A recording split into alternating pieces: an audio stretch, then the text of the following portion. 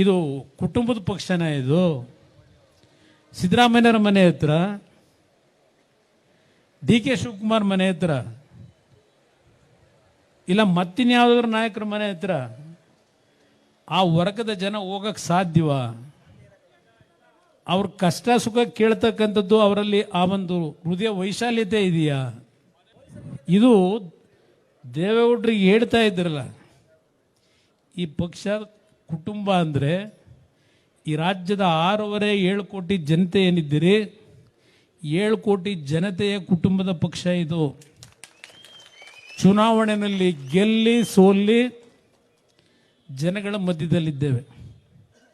ಗೆದ್ದಾಗ ಹಿಗ್ಗಿಲ್ಲ, ಸೋತಾಗ ಕುಗ್ಗಿಲ್ಲ.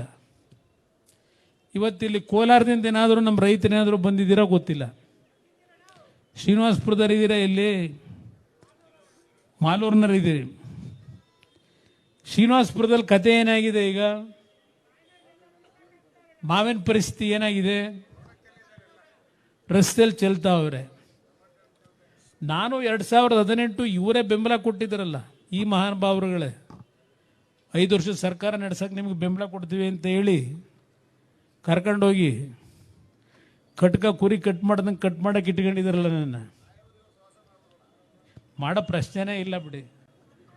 ಈ ರಾಜ್ಯದಿಂದ ಅವ್ರನ್ನ ಸಂಪೂರ್ಣ ಮನೆಗೆ ಕಳಿಸೋವರೆಗೆ ನಿಮ್ಮ ಜೊತೆ ದುಡಿಮೆ ಮಾಡಿದ್ದಕ್ಕೆ ಇನ್ನೂ ಭಗವಂತ ನನಗೆ ಆಯುಷ್ ಕೊಟ್ಟಿದ್ದಾನೆ. ಅವತ್ತು ಇದೇ ಕೋಲಾರದಲ್ಲಿ ಮಾವು ಬೆಳೆನ ಕೊಂಡ್ಕೊಳ್ಳೋರು ದಿಕ್ಕಿರಲಿಲ್ಲ.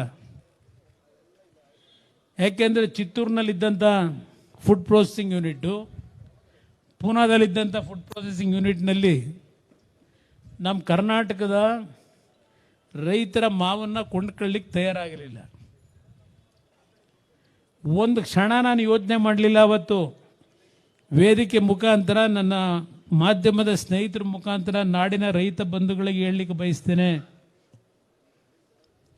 ತಕ್ಷಣ ಘೋಷಣೆ ಮಾಡಿದೆ, ನನ್ನ ರೈತರು ನೀವು ಬೆಳೆದಂಥ ಬೆಳೆ ಬೀದಿಲಿ ಹಾಕಬೇಡಿ, ನಿಮಗೆ ಎಲ್ಲ ರೀತಿಯ ಬೆಂಬಲ ಬೆಲೆಯನ್ನು ಪರಿಹಾರ ಕೊಡ್ತಕ್ಕಂಥದ್ದು ನನ್ನ ಸರ್ಕಾರದ ಕರ್ತವ್ಯ ಅಂತ ಹೇಳಿ ಮೊದಲನೇ ಕಂತು 5 ಕೋಟಿ ಹಣ ಬಿಡುಗಡೆ ಮಾಡಿದೆ. ರೈತರು ಸಾಲ ಮನ್ನಾ ಮಾಡಿದ್ದು ಒಂದು ಕಡೆ ಇಡಿ. ಈಗೇನು ಮಾಡವ್ರೆ ನಮ್ಮ ಮುಖ್ಯಮಂತ್ರಿಗಳು? ಮೊನ್ನೆ ದಿನ ಕೇಂದ್ರದ ಶಿವರಾಜ್ ಸಿಂಗ್ ಚೌಹಾಣ್ ಅವ್ರಿಗೆ ಪತ್ರ ಬರೆದವ್ರೆ. 12,000 ಇದ್ದಂಥ ಮಾವಿನ ಬೆಲೆ 4,000 ರೂಪಾಯಿ 3,000 ರೂಪಾಯಿ ಇಳಿದೋಗಿದೆ. MSP ದರದಲ್ಲಿ ನಮ್ಮ ರೈತರಿಗೆ ಬೆಂಬಲ ಬೆಲೆ ಕೊಡಿ ಅಂತ ಹೇಳಿ ಪತ್ರ ಬರೆದವ್ರೆ ನಮ್ಮ ಮುಖ್ಯಮಂತ್ರಿಗಳು. ಜನತಾದಳಕ್ಕೂ ಈ ಪಕ್ಷಗಳಿಗೂ ವ್ಯತ್ಯಾಸ ಏನು ಅನ್ನೋದನ್ನು ಅರ್ಥ ಮಾಡ್ಕೊಳ್ಳಿ ಈ ನಾಡಿನ ಜನತೆ.